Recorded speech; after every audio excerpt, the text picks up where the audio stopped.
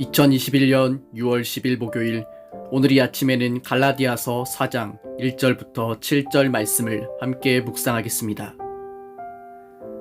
내가 또 말하노니 유업을 이을 자가 모든 것의 주인이나 어렸을 동안에는 종과 다름이 없어서 그 아버지가 정한 때까지 후견인과 청지기 아래에 있나니, 이와 같이 우리도 어렸을 때에 이 세상의 초등학문 아래에 있어서 종 노릇하였더니, 때가 참에 하나님이 그 아들을 보내사 여자에게서 나게 하시고 율법 아래에 나게 하신 것은 율법 아래에 있는 자들을 속량하시고 우리로 아들의 명분을 얻게 하려 하심이라. 너희가 아들이므로 하나님이 그 아들의 영을 우리 마음 가운데 보내사 아빠 아버지라 부르게 하셨느니라. 그러므로 내가 이후로는 종이 아니요 아들이니, 아들이면 하나님으로 말미암아 유업을 받을 자니라. 아멘.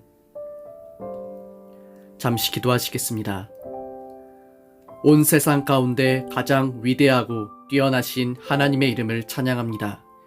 예수 그리스도를 믿는 믿음 안에서 우리로 그리스도로 옷 입게 하시고 그의 아들을 통해 우리를 의롭다 하신 하나님, 우리를 하나님의 사랑받는 자녀라고 말씀하신 놀라우신 은혜에 감사드립니다. 오늘 하루도 마음과 뜻과 정성을 다해 하나님 말씀 앞에 나아가게 하시고, 주님의 말씀에 기쁨으로 순종하며 나아가게 하시며, 주님의 뜻이 우리들의 삶을 통해 반드시 이루어지는 하루가 되게 하여 주옵소서. 예수님의 이름으로 기도드립니다. 아멘.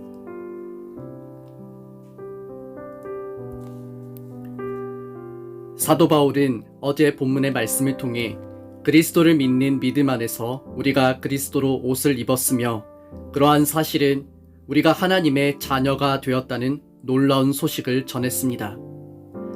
또한 이와 같은 하나님의 은혜는 어느 누구에게나 동일하게 주어지는 차별이 없는 사랑이라는 것 또한 알게 되었습니다. 죄로 인해 마땅히 죽어야 할 우리를 양자로 삼으시고 하늘나라에 속한 모든 유업을 이어받을 상속자가 되게 하셨다는 사실을 이해하고 그 믿음으로 살아간다는 것은 우리들의 신앙에 있어서 너무나 중요한 내용인 것입니다. 그러므로 이러한 하나님 아버지의 놀라운 구속의 역사에 대하여 사도 바울은 한 번에 그치지 않고 여기에 대한 설명을 오늘 본문의 말씀에서 한 번 더 강조하고 있습니다. 내가 또 말합니다. 유업을 이을 사람은 모든 것의 주인이지만 어릴 때에는 종과 다름이 없고 아버지가 정해놓은 그 때까지는 보호자와 관리인의 지배 아래에 있습니다. 사도 바울은 1절과 2절 말씀에서 아들의 신분에 대한 설명을 하기 위해 아버지의 재산을 상속받을 아이에 대한 비유를 들고 있습니다. 그 당시에 로마의 법에 따르면 아버지의 재산을 상속받을 자녀는 그것이 장차 자신의 모든 것이 된다 할지라도 성년이 되기 전까지는 아버지의 재산에 대해 자신의 권리를 주장할 수 없었습니다. 바울의 설명에 따르면 아이가 14세가 되기까지는 아버지가 정한 후견인이나 가정교사에게 교육을 받아야만 했습니다. 그의 나이가 25세가 되기까지도 어느 정도는 후견인과 가정교사의 통제를 받아야만 했고, 아버지가 그 아들을 향하여 자신의 상속자라 임명을 하기 전까지는 그 어떤 주장도 할 수가 없었습니다. 바울은 우리가 하나님의 양자가 되었다는 사실을 바로 이러한 로마의 법을 통해 설명하고 있습니다. 우리가 하나님의 아들이 되어 참 자유를 누리는 것은 온전히 아버지의 뜻에 달려 있습니다. 이것이 우리에게 의미하는 것은 구원이 온전히 하나님의 주권적인 역사라는 것입니다. 또한 이 비유 속에서 바울은 어린아이일 때는 후견인과 청지기의 지배 아래에 있다는 것을 통해 율법 아래에 있다는 것은 여전히 어린아이의 상태에 있다는 것과 같다는 점을 말하는 것입니다.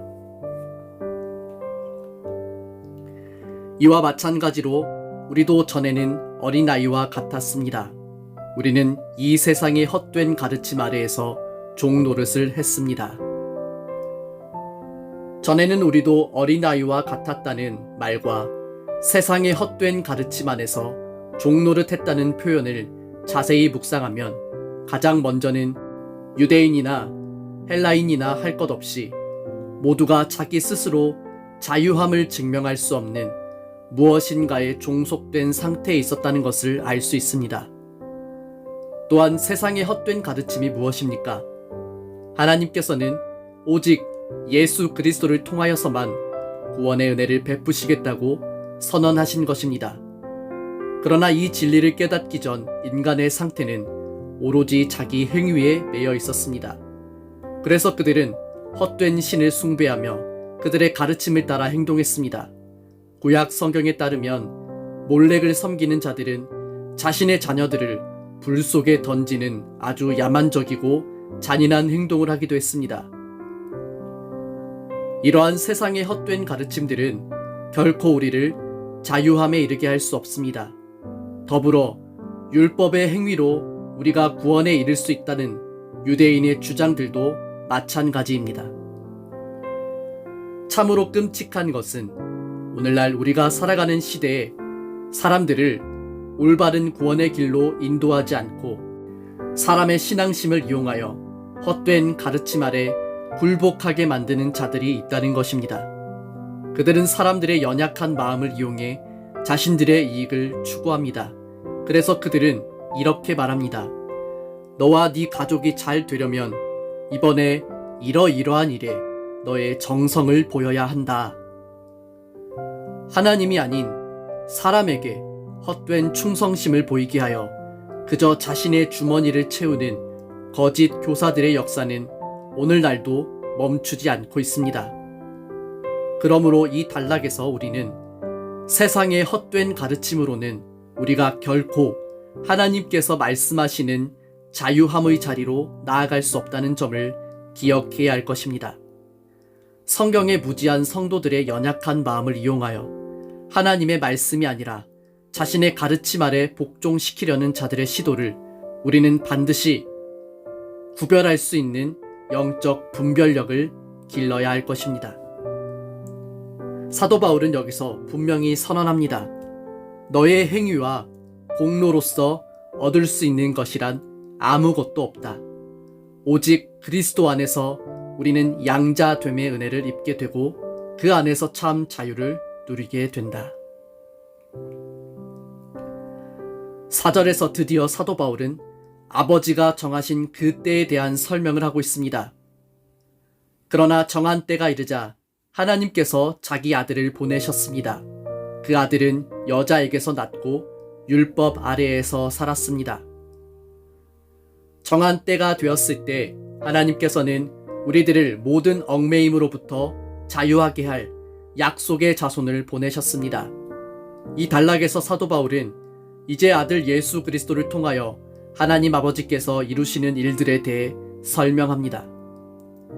예수님께서는 여자에게서 나심으로 완전한 인간으로 우리 가운데 오셨습니다. 또한 그 자신도 율법 아래에서 살아가게 하셨는데 이것은 우리 가운데 이루실 속량의 사역과 깊은 연관이 있습니다.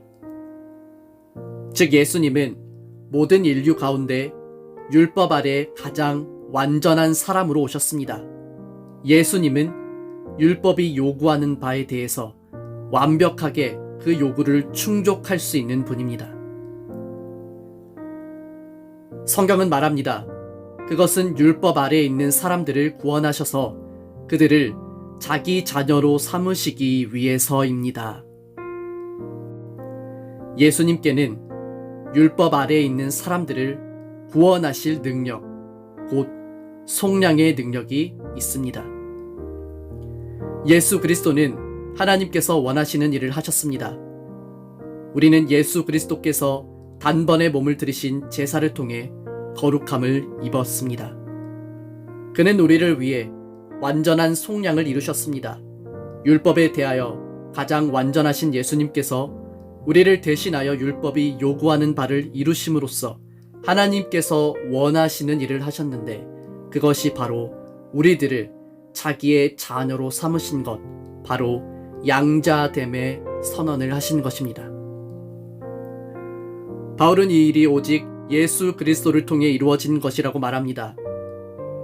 그러므로 예수 그리스도를 믿는 믿음이 아니라면 우리 중 그 누구도 하나님과의 친밀한 관계로 나아갈 수가 없는 것입니다.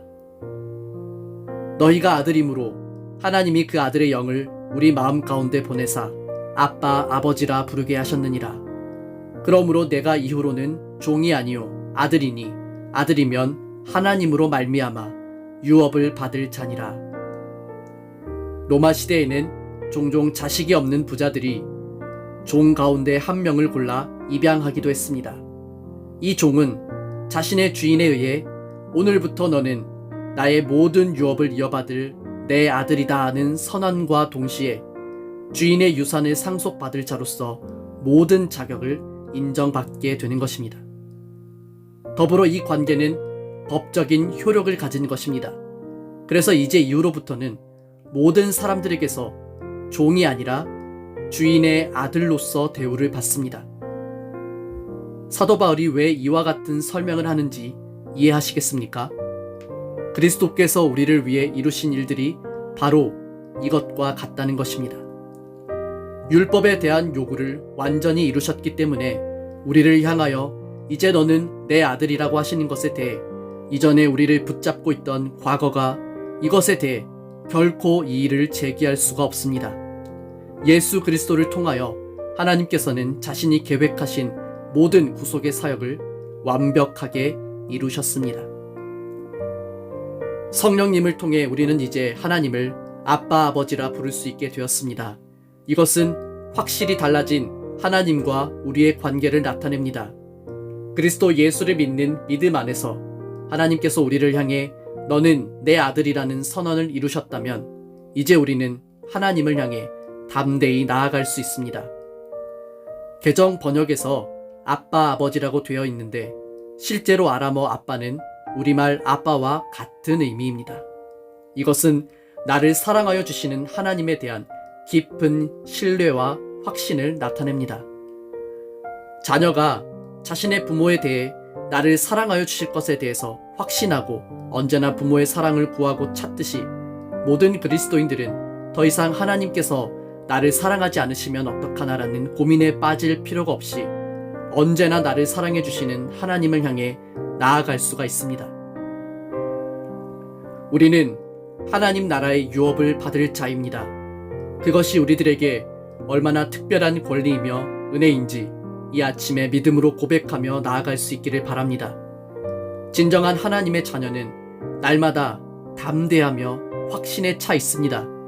하나님이 우리 아버지신데 무엇이 두렵겠습니까?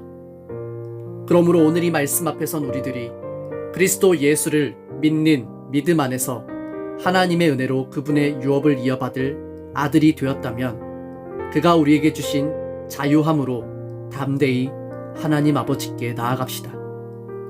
우리는 날마다 예수님께서 우리를 위해 이루신 일을 묵상해야 합니다. 이와 같은 일들을 이해할 수 있도록 성령님의 조명하심을 구해야 합니다. 그러므로 매일 하나님 말씀 앞에 나아가기를 멈추지 말아야 합니다. 더 나아가 우리는 하루를 살아가면서 수시로 하나님 아버지를 생각하고 우리 자신에게 이렇게 물어야 합니다. 나는 아버지의 사랑 가운데 살아가는 자녀로 살아가고 있는가? 성령님은 우리가 이렇게 나아갈 때 반드시 우리 안에 여기에 대한 답을 주십니다. 우리가 그분의 자녀인 것과 여전히 하나님 아버지의 사랑 가운데 살아가고 있음을 말입니다. 오늘 하루도 세상 가운데서 하나님의 자녀로 살아갑시다. 그의 충만하신 사랑이 우리의 삶을 덮고 있습니다. 자녀로서 매 순간 하나님의 사랑을 확신하며 자유함과 기쁨으로 살아가는 그리스도인이 되시기를 우리 주 예수님의 이름으로 간절히 축복합니다.